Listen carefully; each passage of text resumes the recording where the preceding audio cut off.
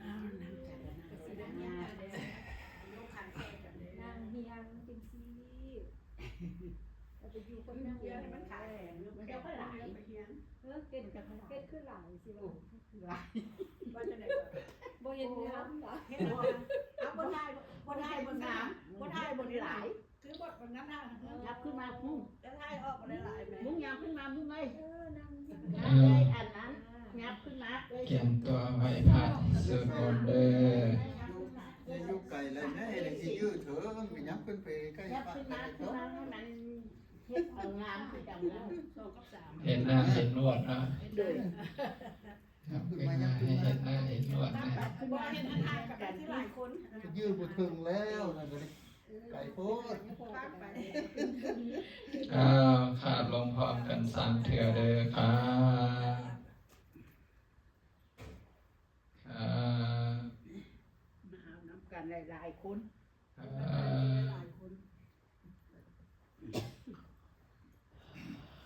อิมินาสการินาทังพุทธังอภิปูสยามะอะระหังสัมมาสัมพุทโธภะคะวะ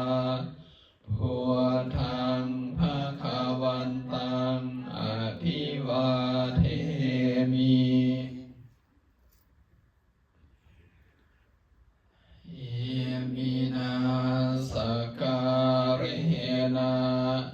ตังธัมมังอภิปูสยามะสวากขาโตภะคะวะตาธัมโมธัมมังนามัสสามิอิมินาสการินาตังสังฆังอภิปูสยามะสุปฏิปันโนภะคะวะโตสาวกสังโฆสังฆังนามามินะโมตัสสะภะคะวะโตอะระหะโตสัมมาสัมพุทธัสสะนะโมตัสสะอะระหะโตสัมมาสัมพุทธัสสะนะโมตัสสะภะคะวะโตอะระหะโตสัมมาสัมพุทธัสสะพุทธังสรณังสหมิธัมมังสรณังคาสหมิสังฆังสรณังอามิทุติยามปิพุทธังสรณังคาสหมิทุติยามปิธัมมังสรณังคาสหมิทุติยามปิสังสรณังคาสหมิตติยามปิพุทธังสรณังสหมิตติยามปิธัมมังสรณังสหมิตติยามปิสังฆังสรณังคาสหมิอิติปิโสภะคะวะอะระหังสัมมาพุทโธเวชาจารณะสัมปันโนสุขโตทัวอนุตตรปุริสธรรมสารถิสัทธาเทวมนุสาพุทโธภะคะวะติพุทธังสิวิตังยาปฏิดังสารนั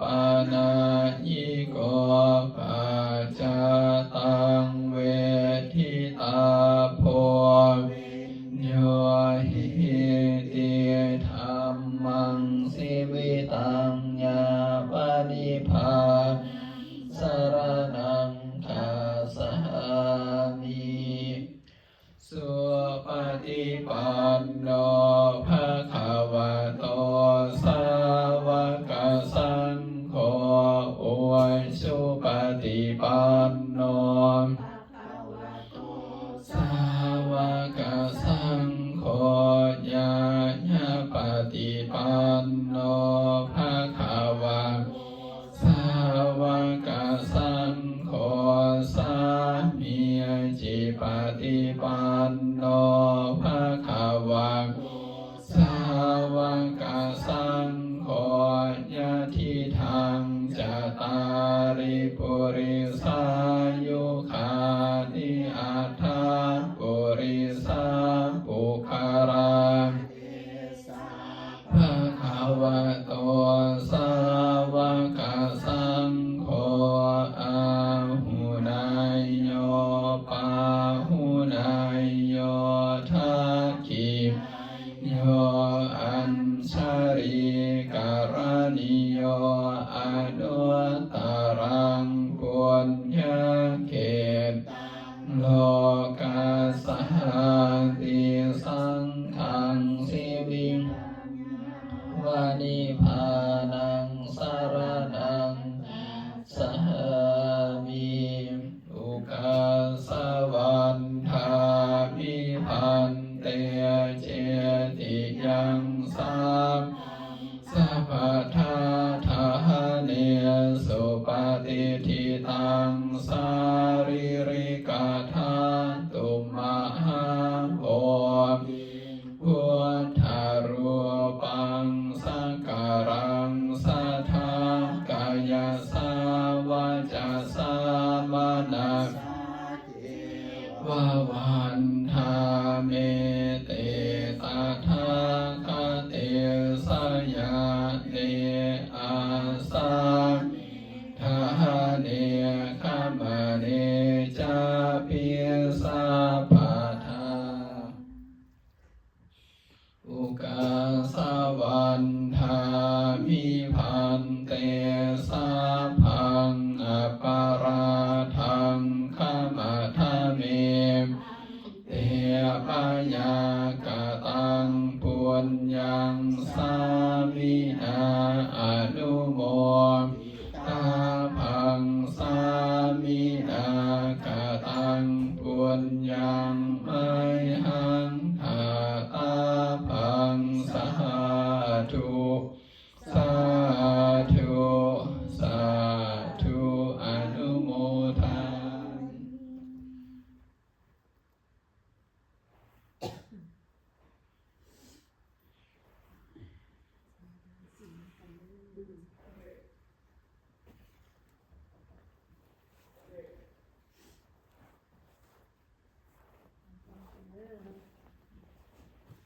นะโมตัสสะภะคะวะโตอะระหะโตสัมมาสัมพุทธัสสะ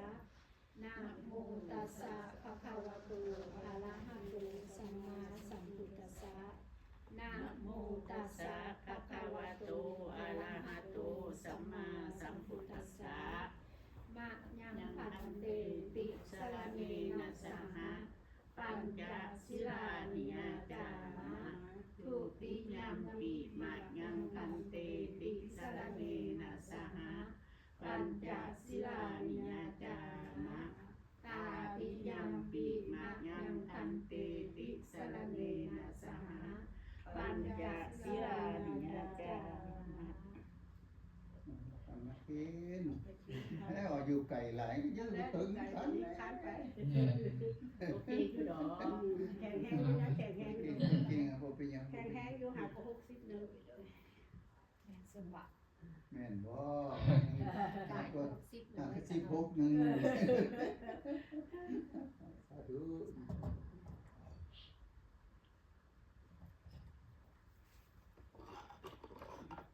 หามีแต่รุ่น16 นั่นแหละตัวรุ่น16 17มันก็ไปว่า60 70นี่แหละ 17กำลังดี ตัวเลขส่วน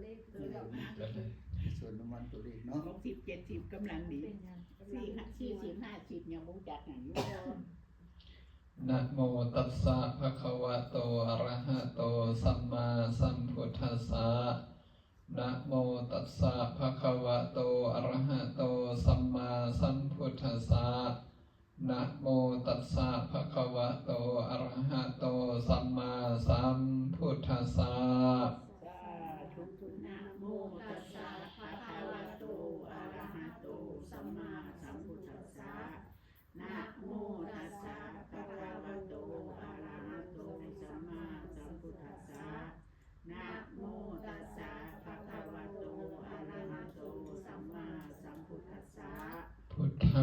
สรณังคัสสามิ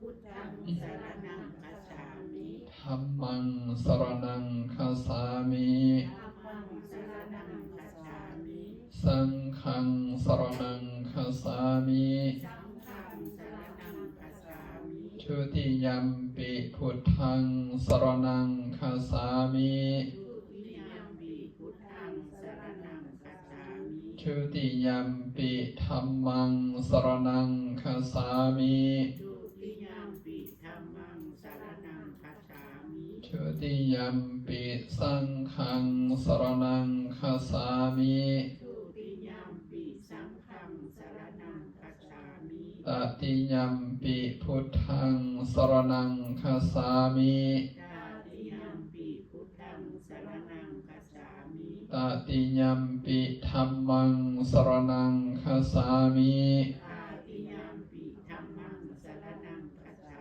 มิ ตติยัมปิสังฆังสรณังคัสสามิ ตาติยัมปิสังฆังสรณังคัจฉามิ ติสรณะขมานังนิธิตัง สา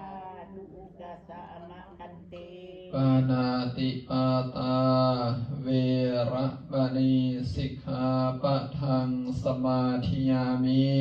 ปานาติปาตาเวรมณีสิกขาปะทังสมาธิยามิ อะทินนาทานาเวระมณีสิกขาปะทังสมาธิยามิ อาทินนาทนาเวรมณีสิกขาปะทังสมาธิยามิ กาเมสุมิสาจาราเวระมณีสิกขาปะทังสมาธิยามิ กาเมสุมิสาจาราเวรมณีสิกขาปะทังสมาธิยามิ มุสาวาทาเวระมณีสิกขาปะทังสมาธิยามิ มุสาวาทาเวรมณีสิกขาปะทังสมาธิยามิ สุราเมรยมัชฌะปมาทัฏฐานาเว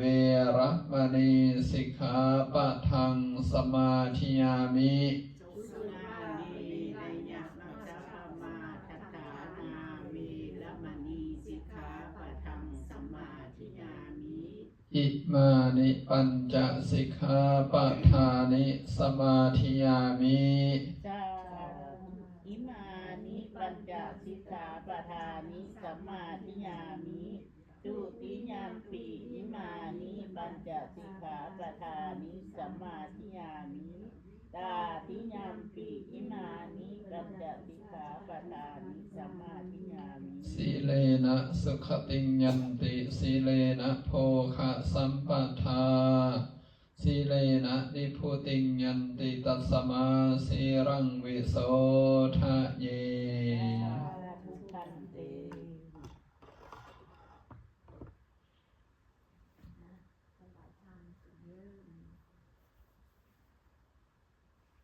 นะโมตัสสะภะคะวะโตอะระหะโตสัมมาสัมพุทธัสสะนะโมตัสสะภะคะวะโตอะระหะโตสัมมาสัมพุทธัสสะนะโมตัสสะภะคะวะโตอะระหะโตสัมมาสัมพุทธัสสะสาธุสาธุ สาธุ อิมานิ อิมานิ มะยังพันติ มะยังพันติ พัตตานิ ปัตตานิ สัพปริวาลานิ สัพพะริวารานิ ภิกขุสังฆสา ภิกขุสังฆัสสะ โอโนสยามะ โอโนสยามะ สาธุโนพันติ สาธุโนพันเต ภิกขุสังโฆ ภิกขุสังโฆ อิมานิ อิมานิ พัตตานิ อัตตานิ สัพปริวาลานิ สัพพะริวารานิ ปฏิขันหาตุ ปฏิปันหาตุ อัมมหากัง อัมหากัง ที่คัดลัตตัง นิคัตตัง ที่ตายา ทิตายะ สุขาย ทุก า ขายะ สาธุสาธุ สาธุสาธุ ข้าแด่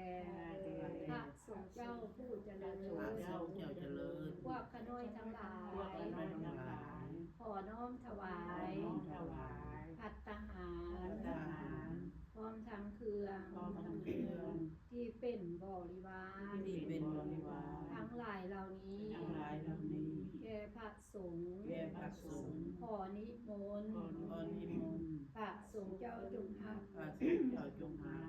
พัตตาหาร พระทหาร พร้อมทั้งเครื่อง พร้อมทั้งเครื่อง ที่เป็นบริวาร ที่เป็นบริวาร ทั้งหลายเหล่านี้ ทั้งหลายเหล่านี้ เพื่อประโย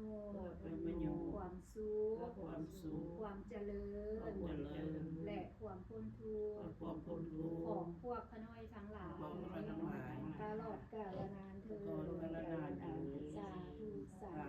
ธุ สาธุโอ้มื้อนี้ได้มาไกลมื้อนี้อ่า กับมันอยู่ที่ใกล้ๆเดี๋ยวมันต่ำเลย แคเรนได้มาไกลมื้อนี้ถวายใกล้ๆนะต่อไปก็พากันนั่งสมาธิเนาะเจริญจิตตภาวนานั่งสมาธิตามปกตินะอยู่กับลมหายใจเข้าออกเจริญอานาปานสตินะภาษาบาลีเอิ้นมาเป็นอานาปานสติภาษาอังกฤษเขาก็เอิ้น mindfulness of breathing นะก็คือตั้งสติไว้ที่ลมหายใจเข้าออกนะอยู่กับลมหายใจเข้าออกเมื่อหายใจเข้าก็ให้หูนะหูว่าหายใจเข้าหายใจออกก็หูว่าหายใจออกหายใจเข้ายาวก็หูว่าหายใจเข้ายาวหายใจออกยาวก็หูว่าหายใจออกยาวนี่เป็นวิธีปฏิบัติสำหรับบางคนถ้านั่งแล้วจิตใจบ่สงบก็บางทีก็หายใจเข้าก็พูดหายใจออกก็โทพุทโธพุทโธแบบนี้ก็มีนะว่าสำหรับบางคนก็ฝึกแล้วใจบ่สงบก็พิจารณาระลึกถึงทานที่เราได้ให้ที่เราได้เสียสละออกไปนี่เราก็ระลึกถึงศีลที่เราสมทานที่เรารักษานั่นเป็นศีลานุสติแต่ถ้าระลึกถึงทานก็เป็นจาคานุสติหลายอย่างเฮ็ดได้หลายอย่างมีหลายวิธีเฮ็ดให้จิตใจเราสงบนั้นก็เลือกเอาสิ่งใดที่เหมาะกับจริตเราก็เลือกเอาสิ่งนั้น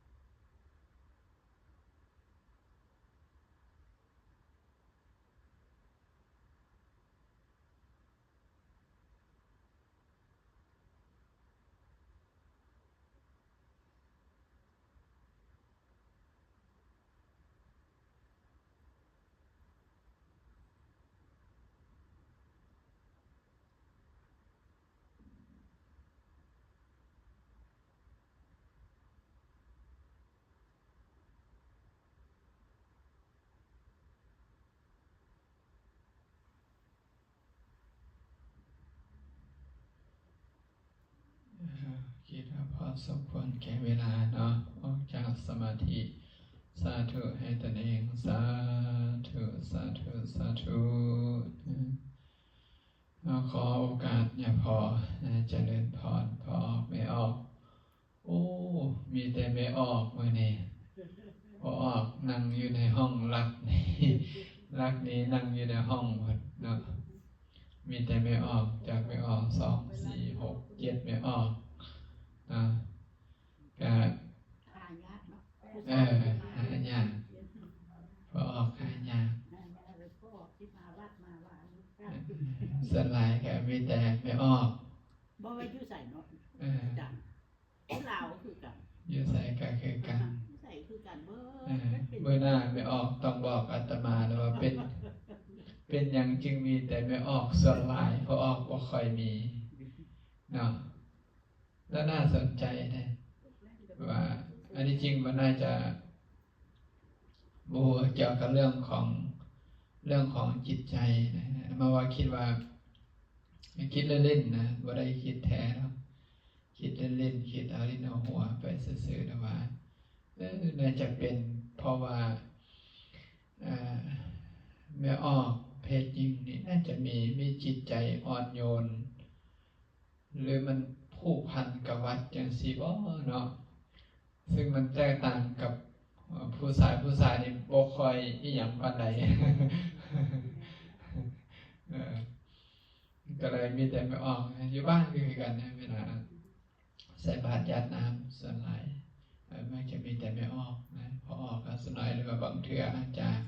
คือเราไม่ออกเป็นผู้อยู่บ้านเบิ่งครอบครัวเบิ่งเวียกบ้านพอออกก็ไปเฮ็ดเวียกอยู่ทางนอกอาจจะคิดแบบนั้น ก็เลย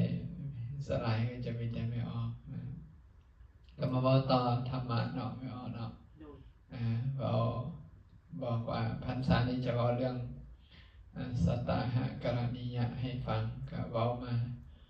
มาหลายแล้วเว้าจนสิออกพรรษาแล้วก็เรื่องยังบ่จบได้ไม่ออกหลายยาว สิออกพรรษามื้ออีกวันที่3นี่บอกกันเนาะ3-4 มื้อออกวันที่7บ่หัวอันปึ้มหัวที่3อาจารย์อันนั้นนี่บอกบ่แม่นแม่นบ่สัตตาหะกรณียะนี่ต้องอยู่ในหนังสือวินัยบ่ได้พิมพ์ออกมานะสัตตาหะกรณียะก็คือการอยู่ในช่วงกลางพรรษาคือเพิ่นปกติแล้วเพิ่นห้ามพระว่าให้เดินทางนะแต่ทีนี้ถ้ามีเหตุจำเป็นไปได้นะเป็นภาษาบาลีว่าสัตตาหะกรณียะไปได้แต่ว่าบ่เกิน7 มื้อนะทีนี้ประเด็นสำคัญก็คือว่าแล้วกรณีใดแน่ที่เพิ่นให้ไปได้บ่เกิน7 มื้อแม่นบ่มันก็ต้องมีการกำหนดถ้าบ่กำหนดนี่ห่วยอยากไปเที่ยวก็สิไปเด้เนาะอยากไปเที่ยวก็สิไปอยากไปเล่นก็สิไปแม่นบ่ดังนั้นต้องกำหนดระยะเวลากำหนดเวียกนะกำหนดความจำเป็นแล้วก็กำหนดบุคคลเส้นตอนต้นนี่มันก็สิเอาว่าถ้ามีอุบาสกอุบาสิกาเฮ็ดทานเฮ็ดบุญนะอยู่ต่างบ้านต่างเมืองห่างไกลออกไปแล้วส่งคนมานิมนต์สิผู้เจ้าเพิ่นอนุญาตให้ไปได้แต่บ่เกิน7 มื้อนี่ไม่ออกละตีไปได้บ่เกิน7 มื้อแต่ต้องส่งคนมานิมนต์นะสมัยเดี๋ยวนี้ต้องส่งมาบ่เดี๋ยวนี้ยกหูเนาะยกหูก็ใส่หนังสือส่งหนังสือมานิมนต์ก็ไปได้นะบ่เกิน7 มื้อทีนี้ต่อมานี่ก็นอกจากบุญในบัดนี้เกี่ยวกับตัวของพระสงฆ์นะเป็นยกเอาไว้ว่าภิกขุนะภิกขุภิกขุณีสิกขมานาสามเณรสามเณรีถ้า มีเหตุจำเป็นเช่นเจ็บไข้ได้ป่วยนะเจ็บไข้ได้ป่วยบ่สบายต้องการอยากจะเห็นพระนะ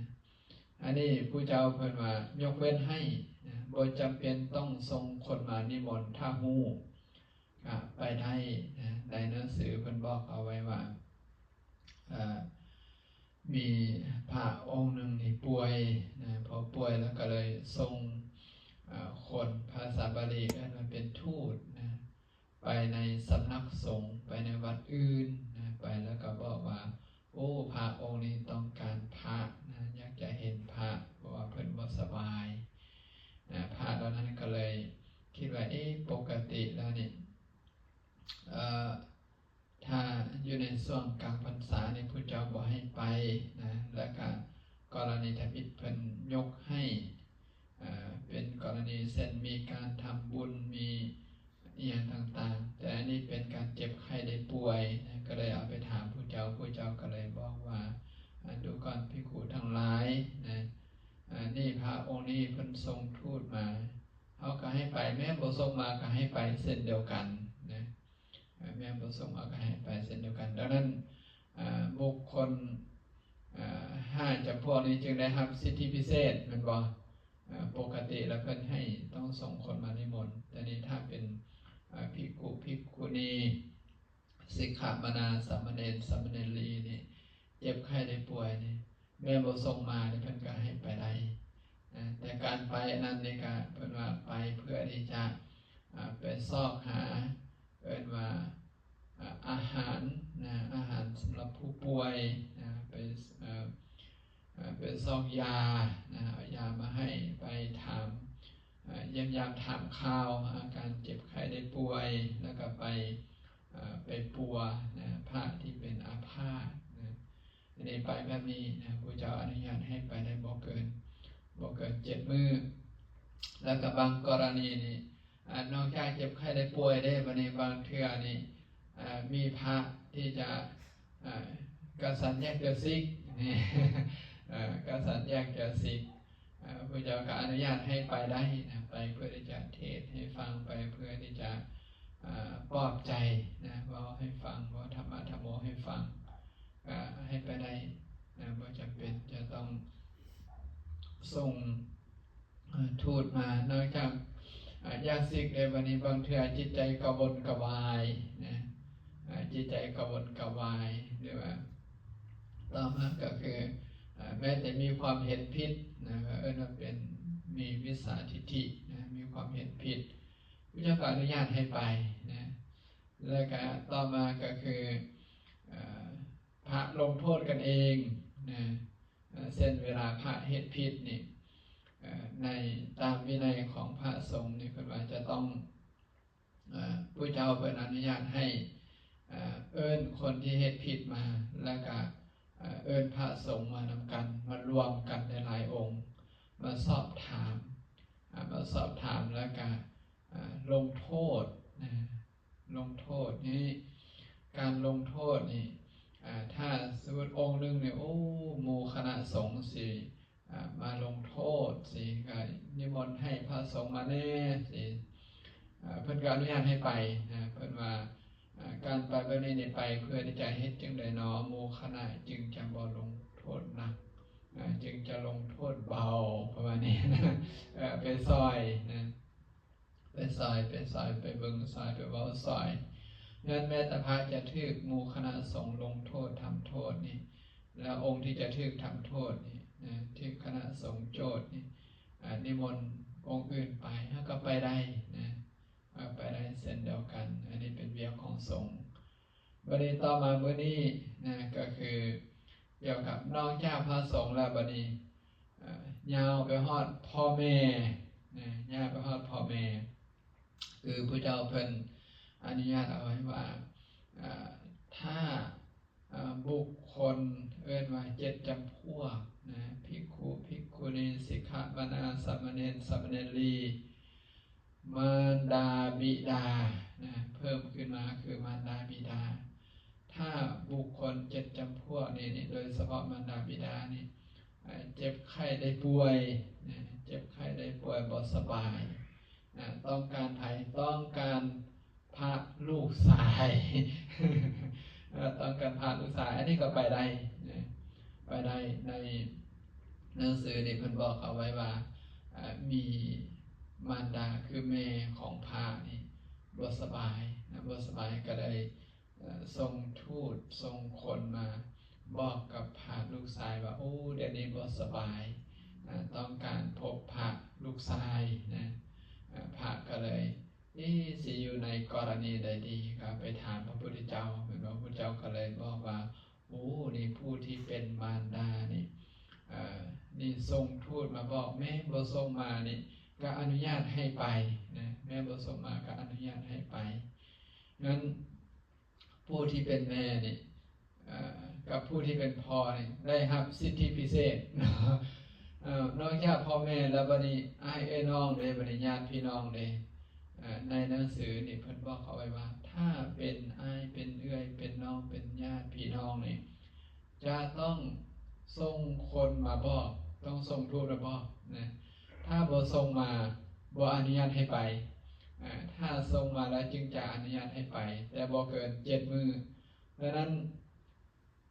ในทางพุทธศาสนานี่ให้ความสำคัญกับพ่อแม่มาก่อนเนาะ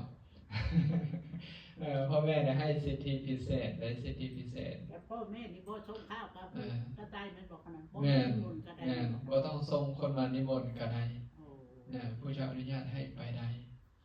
แต่ถ้าเป็นพี่เป็นน้องเป็นญาติพี่น้องต้องส่งคนมานิมนต์จึงจะให้ไปได้นะงั้น เป็นอะไรกฎระเบียบของสงฆ์ไม่ออกแม้ว่าจะเข่งขัดแต่ก็บ่ถึงขั้นต้องเข่งจนแบบคือทหารระเบิดบ่ได้เนาะคือทหารปกครองกันมันมีข้อยืดหยุ่นให้นะขึ้นอยู่กับเหตุการณ์ขึ้นอยู่กับบุคคลขึ้นอยู่กับเวลาความจำเป็นหรือเพิ่นว่ามันระเบียบของสงฆ์นะวินัยของสงฆ์นี่พระเจ้าออกแบบมาให้มันยืดหยุ่นเนาะมันยืดหยุ่นมัน flexible นะแต่ว่า อันนี้เป็นข้อดีนะงั้นก็บอกพออ้อไม่อ้อไว้ก็เพื่อว่าคือมาเว้ามาแต่ต้นนั่นแหละว่าถ้าเฮาบ่ฮู้แบบนี้นี่เมื่อเข้าพรรษาเห็นพระเดินทางเฮาก็เชื่อเข้าพรรษาแล้วพระคือบ่อยู่วัดอยู่ว่าแม่นบ่เข้าพรรษาแล้วนี่คือบ่อยู่วัดอยู่ว่าดังนั้นมันก็มีหลายเหตุหลายปัจจัยมีการจำเป็นเนาะก็อาจจะด้วยความจำเป็นนะเมื่อด้วยความจำเป็นแล้วก็ต่อมาก็คือพระเจ้าเป็นการอนุญาตให้ไปได้ดังนั้นช่วงไม่ว่าจะอยู่ในช่วงกลางพรรษาเฮาก็จะบางเทื่อเฮาก็จะเห็นพระยังคงเดินทางอยู่นั่นนะเพียงแต่ว่าเมื่อไปแล้วก็ต้องกลับภายใน7 มื้อเท่านั้นเองนี่เป็นสิ่งสำคัญที่พออ้อไม่อ้อเขาควรจะฮู้เอาไว้แม้แต่พระสงฆ์เฮาก็ควรที่จะฮู้เอาไว้เพราะว่าที่มาบอกให้ฟังนี่ก็เพราะว่าแม้แต่พระเฮาเองก็บ่แม่นทุกองค์จะฮู้ได้บ่แม่นทุกองค์จะฮู้บางองค์ก็บ่ฮู้เช่นเดียวกันดังนั้นก็อนุโมทนาพออ้อไม่อ้อเนาะมาถวายพระทหารเพลนะ thank you Karen เนาะcome to offer food today ก็อนุโมทนาขอให้มีความสุขมีความเจริญด้วยอายุวันนะสุขภละ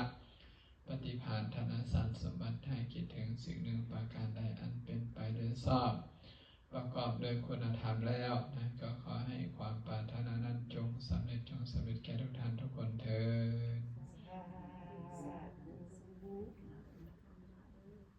กายเนวาจายาวะเจตัสสวะพุทเทภูกมังปะกตังมัญญายังพุทโธปฏิคันหันตุอัจจยันตังกาลันตะเลสังวาวิตุงวาพุทเทกายเนวาจายาวะเจตัสสวะธัมเมภูกมังปะกตังมัญญายังธัมโมปฏิคันหันตุอัจจยัน ตังกาลันตะเลสังวาริตุงวาธัมมิกายเยนะวาจานวาเจตัสสวาสังเคปุระมังปะกะตังมะญายังสังโฆปฏิคันหันตุอัจจยันตังกาลันตะเลสังวาริตุงวาธัมมิ พรสัพพิติโยวิวัตสัพพะโรโควินาศตุมาเตภวัตวันตรายโย สุขี ทีขายุโกภวะอภิวาทนาสิริสานิจังวุฒาปจา นิโน จตารโอธรรมาวัฏันติอายุวันโนสุขังภาลังยัตนามทุกขปตาจานิทุกขพยาปตาจานิพยา สุกัปปตาจานิ โสกาหนตุสัพเพปิปานิโนเอตาวาตาจาอัมเหหิสัมภะตังปุญญาสัมปะทังสัพเพ เทวะ อนุโมทันตุ สาธุสาธุ สาธุสาธุ เอตังวลัง สาธุ ปาติขันธ์ห้ามา สาธุมา สุติยัมปี ยามปี ตาติยัม ตา ปี ตาทิยามปี เอตังวลัง ตังวรัง ปาติขันธ์ห้ามา ปฏิคันหามา อันถาธานี อันตธานี มะยังพันติ นัยังพันติ อาพุสามา อาพุสามา ปะมุกิจจามาญา ทางหุกิจจะมายัง ปามุกาลานิยา ทางหุกาลานิยา สถานีตุมหิกรังปัญญาธาบดิสัพพนาจงไปปฏิบัติภารกิจของท่านเถิด สาธุกาสวันทานิทันเตสาพังอปาราทังธรรมดามิทันเต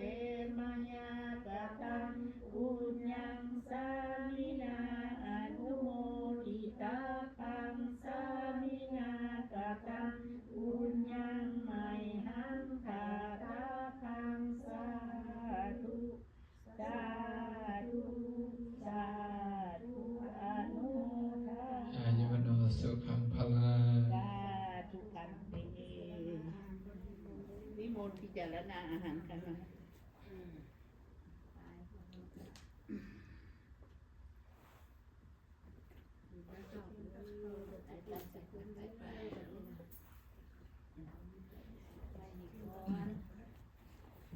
เขามาทาสีฮอดเมื่อนะว่าน้อย บ่ฮู้คือการได้หยังบ่เห็น บ่มาแล้ว